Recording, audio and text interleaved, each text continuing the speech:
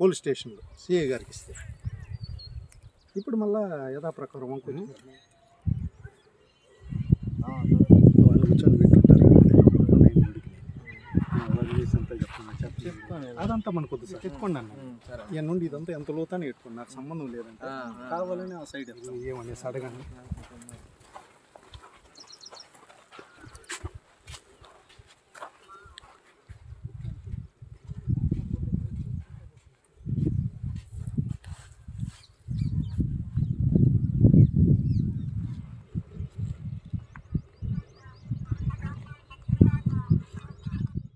Sir good morning sir, నమస్తే. నా నరసింగాపురం గ్రామం, చంద్రగిరి మండలం, తిరుపతి డిస్టిక్ సార్. నేను ఎక్స్-ఆర్మీ టీ చిన్నదొర అనేసి. మేము లాస్ట్ ఇయర్ కూడా ఈ స్వర్ణముఖి నది ఉంది సార్, మాది ఒక 2-3 ఎకర్స్ ఉంది సార్. ఇక్కడ మామిడి తోట వచ్చి కొబ్బరి చెట్లు ఇవన్నీ ఉన్నాయి.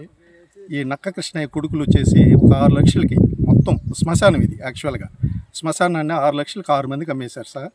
నేను 3 మంత్స్గా పోలీస్ స్టేషన్లో ఎంఆర్ఓ గారికి, కలెక్టర్ గారికి అందరికీ రిజిస్టర్ లెటర్లు కూడా పంపించాను సార్. ఏ యాక్షన్ ఎవరు తీసుకోలేదు. నేను అందుకనేసి ప్రెస్ను పిలిచి ఇప్పుడు మీటింగ్ పెట్టించాను సార్.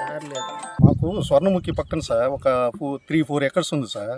అది వచ్చి కొట్టుకోబోతుంది అనేసి లాస్ట్ ఇయర్ నుండి మేము చేస్తుంటే వాళ్ళందరూ వచ్చేసి మాకు దారి కూడా లేకుండా అక్కడ మొత్తం ఇసుకెత్తేసి 6 ఫీట్లు సార్, 6 ఫీట్ ఒక్కొక్కరు ఎత్తేసి 6 లక్షలకు అమ్మేసి వాళ్ళు దౌర్జన్యం చేస్తున్నారు. మేము తోటకొస్తుంటే కూడా ఇది మాదే అండి, మీరు వచ్చి ఎంక్వైరీ చేయండి, చూడండి ఇక్కడ వచ్చి. నేను అందుకనేసి ప్రతిసారి ఎంఆర్ఓ దగ్గరికి, సిఐ గారి దగ్గరికి, 100కి, 1902కి అందరికి ఫోన్లు చేశాను సార్. 3 మంత్స్కి చేస్తున్నాను సార్. ఎవరు కానీ ఏం పట్టించుకోవడం లేదు. ట్రాక్టర్లు వస్తున్నాయి, ఎత్తుకుంటున్నాయి, పోతున్నాయి. నేను రిక్వెస్ట్ చేస్తున్నా, ఒక 20 అడుగులు వదిలేసి మీరు ఎవరైనా చేసుకోండి అని చెప్పేసి. కానీ ఎవరు కానీ దౌర్జన్యం సార్. ఈ నక్క కృష్ణయ్య కొడుకులు వచ్చి ఎంఆర్ఓ మేడం కూడా అక్కడ బోర్డు పెడితే ఎక్కడ శేషాచలం స్కూల్ దగ్గర మేము నరికేస్తాము, చంపేస్తాము అనేసి బెదిరించారు అందరూ వచ్చినప్పుడు. బట్ వచ్చి వాళ్ళు ఈ 26 కేసులు ఉన్నాయి.